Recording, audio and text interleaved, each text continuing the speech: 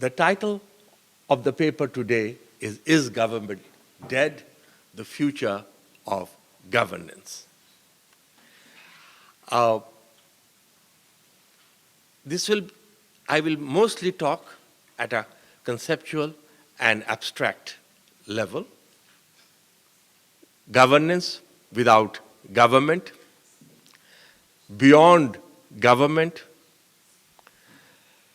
government is dead. Can society be organized without government, and so forth? And this is not just in newspapers, in popular journalism, but in scholarly and academic work as well. Essentially, many people have written the obituary of government. Government is an impediment in the way of the citizens. Governments obstruct creativity. Government is a millstone around our neck, takes away from human creativity, and essentially government is a waste. Now, in all these statements, once you make these statements, you will find quite attractive, because there is some truth in all these things. But if you explore more deeply, then you are going to see another picture. Primarily, there are three sources from where the dissonance or discontent against government comes. First and foremost is, of course, everybody knows today the government is bloated, has expanded hugely. In many societies, the largest item of expenditure in the national budget is to pay for the government. Largest part of the national debt in many countries is to cover for the interest that is used for paying public officials. Year by year, it has expanded, it has become big, and the word bureaucracy itself has become a dirty word. All of us have experienced that particular phase of bureaucracy. And therefore, the outrage is very widespread. This widespread outrage was further aggravated in the 1980s by what has been popularly described as the taxpayers' revolt. Because in the years from 1945 onwards, taxes have escalated. And around 1980, people had had enough, and they revolted. Questions were being asked, what is the value created by public service? What do you get for investing or spending in the government? What is the value public service adds? These were questions which were difficult to answer, and it further galvanized people's attitude towards government. In the 1980s, two leaders developed powerful polemic against government on the two sides of the Atlantic. Margaret Thatcher, on one side of the Atlantic, declared that the government that governs least governs best. Therefore, her electoral pledge was she would end the days of big government. And she promised that in her first 5-year term, she would reduce the size of the government by 40%. Across the Atlantic, on the other side, a year later, President Reagan came to power, declaring that the problem of government is the government itself. Do away with the government. And he won the election as an outsider who would go to Washington to end government. And these were very, very powerful rhetoric. You could make a very powerful case, and when you put it with bloated bureaucracy, high cost, the negative perception of bureaucracy, and the inability of governments, all these things add up. And in democracies, when people's trust in governance declines, it becomes very difficult to preserve the integrity and functioning of democratic institutions. So it was just not polemics, just not attacks, but also there was a gradual diminish in public trust in the governments.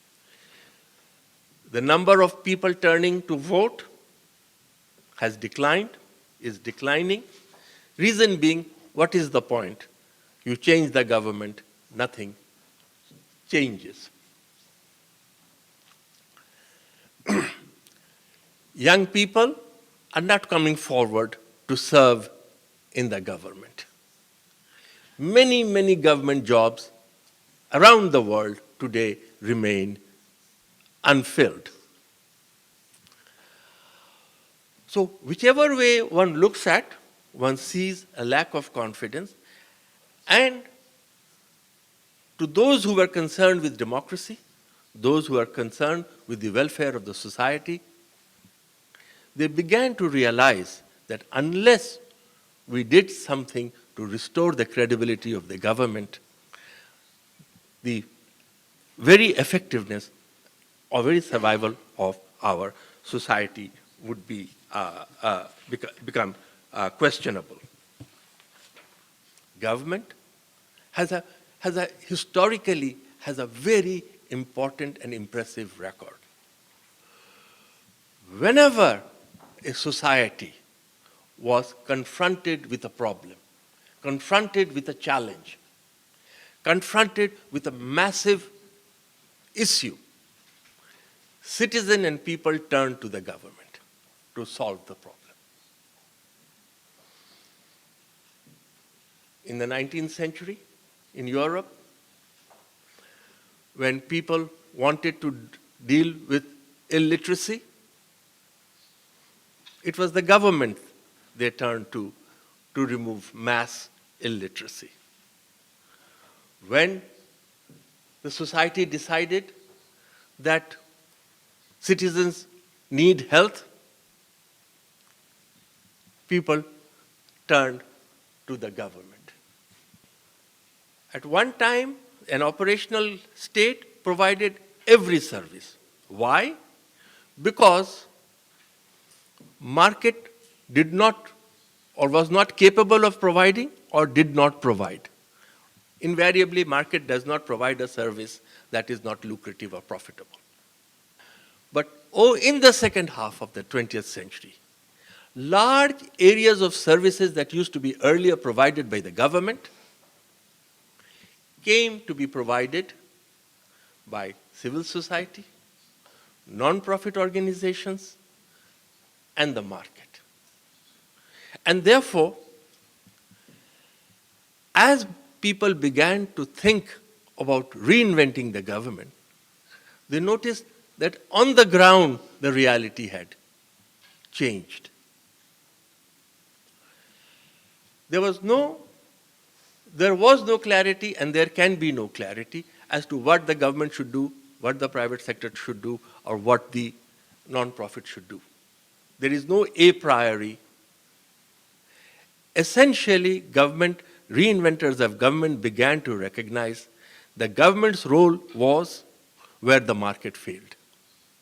However, and it is very important to realize this, that the role of the government did not change. Government continued to be the provider of social justice and responsible for ensuring that the services they needed are available. And that is the big transition in the reinvented government. The government is also is left with three challenges. One is it must ensure access to all citizens, unlike the market. Every citizen must get all the services it needs. Second, of course, is access in itself is not enough. It must be quality. So, ensure access to quality services. Also, all citizens are not alike. One size does not fit all. So, not only government must ensure access, quality access, but now, because one size doesn't fit all, government must ensure choice. Government must ensure quality, access, choice. So, once upon a time, you used power and resource to build hospitals because that's the way you provided health service. Now you use power and taxpayers' money by drawing in all the services and capacities that exist in the society, private, government, non-profit, and use these two powers to ensure that citizens are getting the service. And government's responsibility is only, nobody is discriminated. Access, quality is ensured, whether it is education, whether it is healthcare, whether it is housing, whether it is environment. And making sure that choices are available. So what does this mean? Is government, from being a commander, it no longer commands. It orchestrates. It orchestrates to ensure that whatever is needed, and you use differing composition. So the old rigid bureaucracy no longer works. For every task, you create a new network of capacities to solve the problem. And essentially, all governments are now slowly moving in varying degrees in this particular direction. Everybody is moving. So let me go back to the question, is government dead?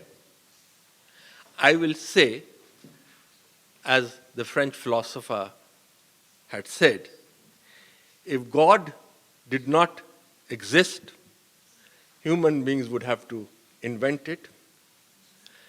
In the same way, if the government dies, human beings will have to reinvent government. Thank you very much.